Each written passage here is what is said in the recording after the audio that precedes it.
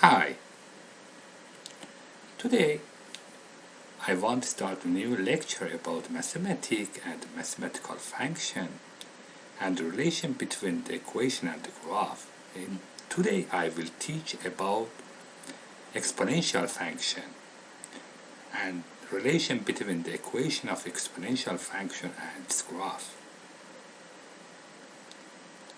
In the Cartesian coordination system, if the relation between the y-axis and x-axis is followed by this equation, y equal a multiply b power cx plus d plus f. The main important things, a, b, c, d, f are numbers, and just c cannot be 0.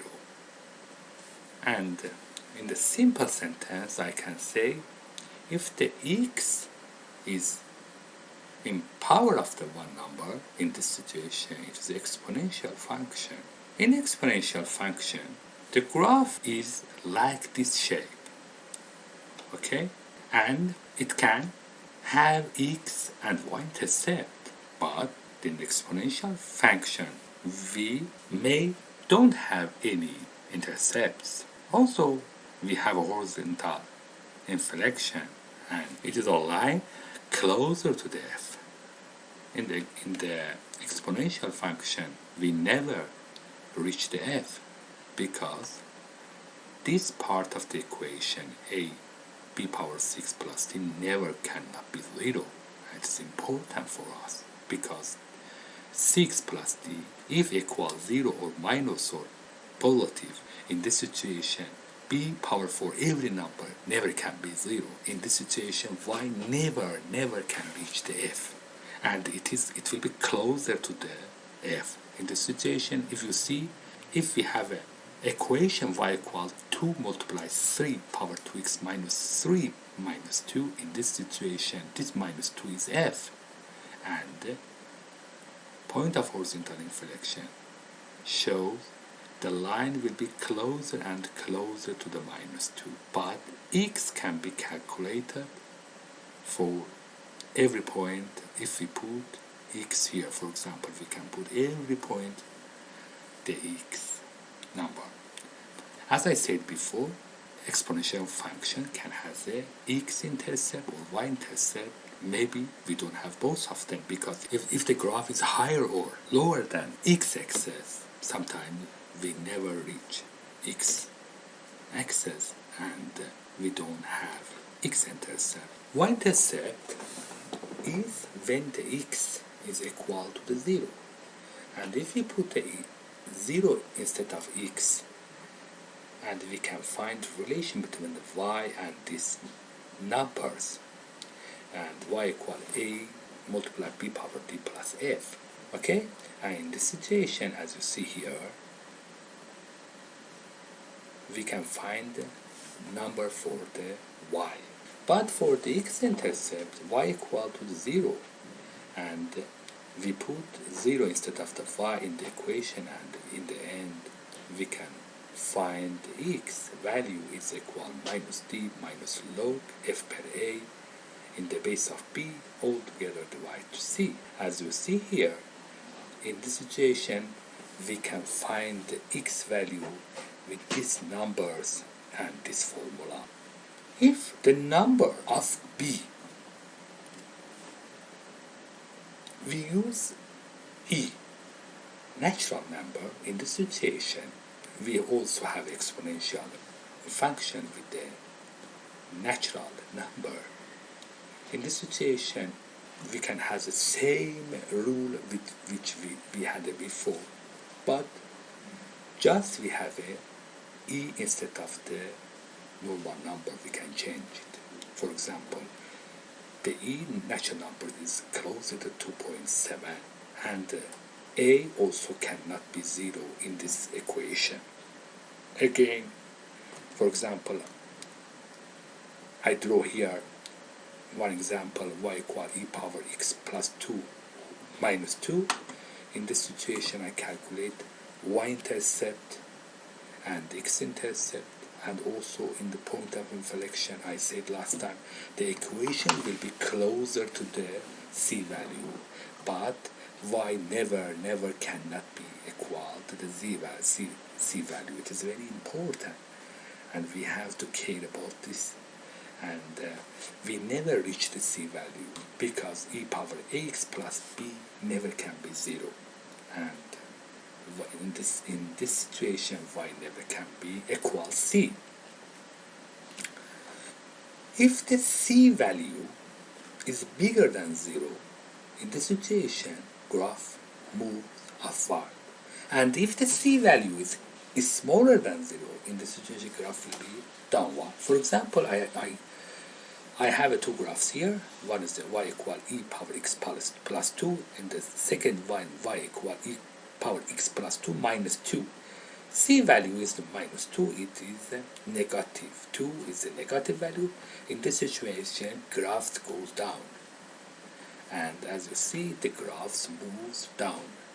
And I have a y-intercept 7.39 for the main function. And when I add the minus 2 for the c, in this situation, I will go 2 number to downward. And 7.39 minus 5.39, it will be 2. And if b value is bigger than 0, the graph moves to left, and if the b value is smaller than 0, the graph moves to the right. For example, I have two functions here. The main function is y equal e power x minus 2, and I put plus 2 instead of the b, and y equal e power x plus 2 and minus 2. In this situation, b value is the plus 2. In this situation, because b is the bigger than 0, the graph moves to the left. As you see here, we have two x-intercept. One is 0.69, and if I want to find the second x-intercept, easily I can find it with the equation. 0.69 is minus 2, it will be minus 1.31. If its a value is the bigger than 1, if the a value is the bigger than 1, the graph will be narrow. As you see here, I have two functions. The main function y equal e power x, and I put a instead of a 2. As you see, 2 is the bigger than 1, and as you see, graph will be narrow and closer to the y-axis. And if a is between 1 and 0, in this situation, graph will be wider and far from y-axis. As you see in the picture, I have a main function y equal x power e power x, y equal e power x, and as you see here, I put half instead of a, and in this situation the graph will be wider and far from the y-axis. For the finding y-intercept, I put x equals 0. If I put x equals 0, e power 0 multiply 1 plus 2 equal e power 2 and minus 2, and the number will be 5.39, because this is very important. E is 2.7 and power 2 and minus 2 will be 5.39. Or if I want to find the x-intercept, I put a 0 instead of the y, and I put in the equation, find the relation x equal ln minus c minus b, all divided per a. ln minus c, it is ln minus c, c is the minus 2, but positive 2, and the minus b is 2 divided per 1, and the answer will be minus 1.31. If I want to find the mirror of this exponential function in the y-axis and x-axis, we can put a negative sign to the function. If I put a negative sign in the minus e power x. In this situation, the mirror will be in the base of x-axis. Okay?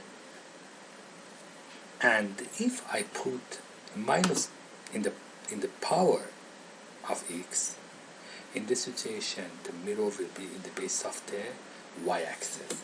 And it is important because in this situation the mirror image direction will be opposite. And for example, if e power minus x, if you put a negative sign, the y value will be bigger.